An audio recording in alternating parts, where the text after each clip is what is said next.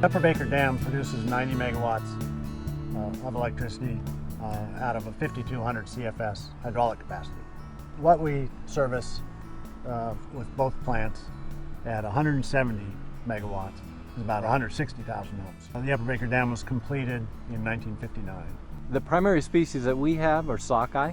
We also have native char, we have coho and other species. The first year of operation of the new floating surface collector of an outmigration of approximately 300,000 fish.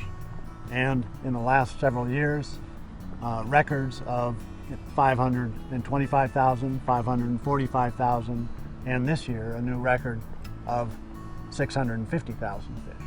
The nets are a critical component of our downstream fish passage system, without which the floating surface collector simply would not function. The latest iteration of this net, produced by Pacific Netting Product, has been pivotal in reaching the new downstream passage record this year, 40% over our previous record. Majority of the fish migrate near the surface, but we have found through the years that fish do dive down. They will go down the 100 feet into the intake. So clearly fish are not only stuck near the surface, so it is important to have the net to go to the bottom.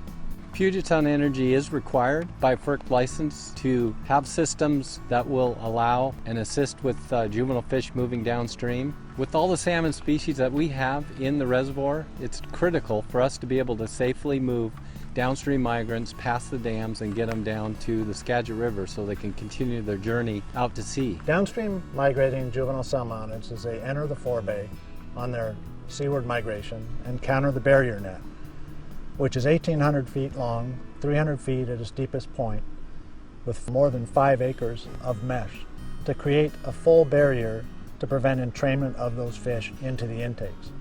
They're led along the face of that net to the net transition structure, which leads them up from the vertical face of the guide net to the entrance of the FSC, the relatively shallow entrance of the floating surface collector, from which they are then collected and transported around the dam.